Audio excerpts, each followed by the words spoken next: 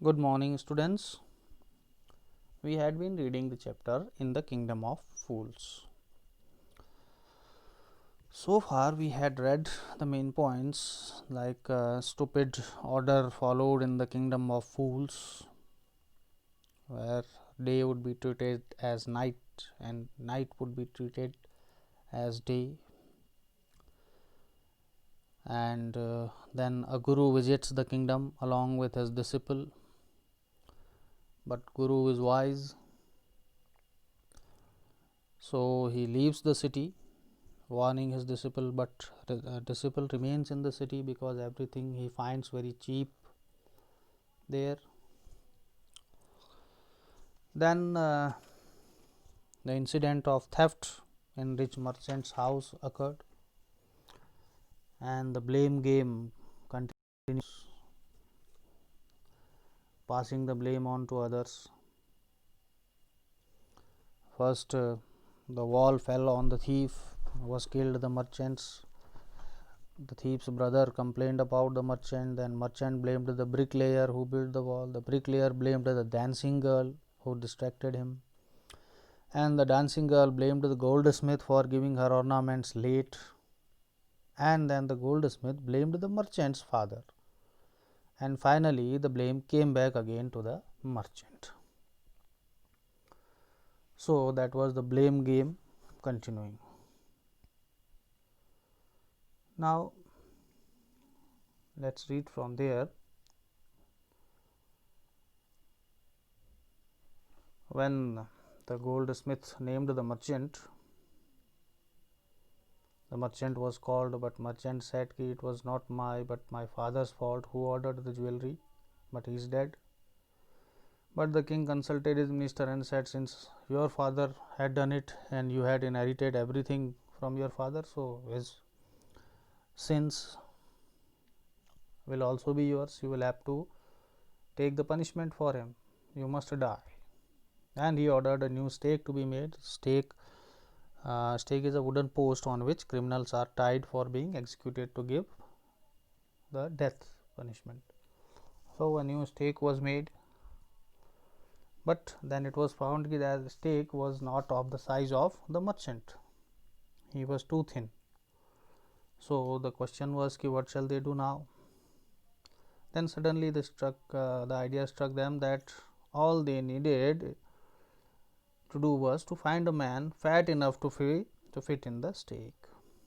They needed a fat man who would be properly fit in that stake. The servants were immediately sent all over the town looking for a man who would fit the stake, and their eyes fell on the disciple who had fattened himself for months on bananas and rice and wheat and ghee. The disciple of the Guru who had been living there for so many months and became so fat because of everything he was getting so cheap there. Then he was taken, he was captured. What have I done wrong? I am innocent. I am a sannyasi, he cried.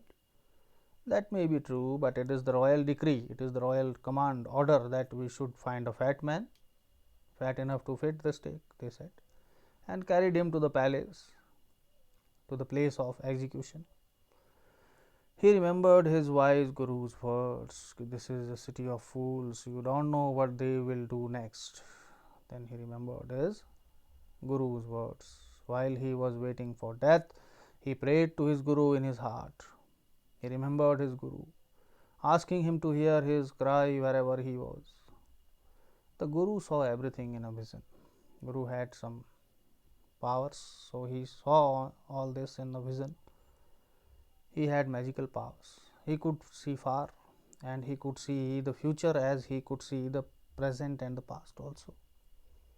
He arrived at once to save his disciple who had got himself into such a scrape through love of food. Just because of love of food, the disciple who had got himself in such difficult situation. The Guru reaches there. As soon as he arrived, he scolded the disciple and told him something in a whisper. Then he went to the king and addressed him. O wisest of kings, who is greater, the Guru or the disciple? Of course, the Guru, no doubt about it. Why do you ask? Then put me to the stake first. Put my disciple to death after me. When the disciple heard this, he understood and began to clamor, began to shout, Me first! You brought me here first. Put me to the death first, not him. The disciple started shouting like this. The Guru and the disciple now got into a fight about who should go first. Now they started arguments, fighting each other. One was saying, I should die first, I should be given the punishment first. The king was puzzled by this behavior. He asked the Guru, Why do you want to die? We chose him because we needed a fat man for the stake. You shouldn't ask me such questions. Put me to death first, replied the Guru. Why? There is some mystery here. As a wise man, you must make me understand. You have to tell me. Will you promise to put me to death if I tell you? Asked the Guru. The king gave him his solemn word, serious words, promised him. Yes. Then the Guru took him aside out of the servants' earshot, means from a distance from where servants could not hear what he tells, and whispered to him, Do you know why we want to die right now, the two of us? We have been all over the world, but we have never found a city like this or a king like you. That stake is the stake of God of justice. That stake you have made for the death punishment, it is a stake of God of justice. It is new. It has never had a criminal on it. It has never been used to give punishment earlier. So, whoever dies on it first will be reborn as the king of this country, and whoever goes next will be in the future the minister of this country. We are sick of our ascetic life. Ascetic means away from those luxuries and pleasures of world. So, we are sick of that life. It would be nice to enjoy ourselves as king and minister for a while, for some time. Now, keep your word as you had promised, my lord, and put us to death. Me first, remember? The king was now thrown into deep thought. He didn't want to lose the kingdom to someone else in the next round of life. He needed time. So, he ordered the execution postponed to the next day and talked in the secret with his minister. It's not right for us to give over the kingdom to others in the next life. Let's go on the stake ourselves, and we will be reborn as the king and minister again. Holy men do not tell lies. Holy men mean the saint, that sannyasi, that guru. They do not tell lies. That means he must be telling the truth, he said. And the minister agreed. So, he told the executioners means those who do the execution, those who give the punishment, like what do we call in Hindi, jisko jallad, yes, jallad, executioners. So, he told the executioners, we will send the criminals tonight. When the first man comes to you, put him death first. Then do the same to the second man. Those are my orders. Don't make any mistake. That night, the king and the minister went secretly to the prison, released the Guru and the disciple, and disguised themselves as the two, means put on some makeup like them, like the Guru and disciple, and as arranged beforehand with royal servants, they had already told them, were taken to the stake and promptly, quickly executed.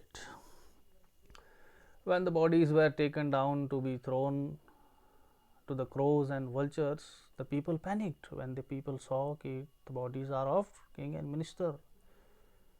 They were panicked, they shocked, they saw before them the dead bodies of the king and the minister. The city was in confusion. All night they murmured, mourned, and discussed the future of the kingdom. They mourned means they felt sad for the death of the minister and king. Some people suddenly thought of the Guru and the disciple and caught up with them as they were preparing to leave the town unnoticed. Quietly they were preparing to leave, but people found them. We people need a king and a minister, said someone. Others agreed. They begged the Guru and the disciple to be their king and their minister. It didn't take many arguments to persuade the disciple, means the disciple was convinced easily, but it took longer to persuade the Guru. To convince Guru, it took more efforts.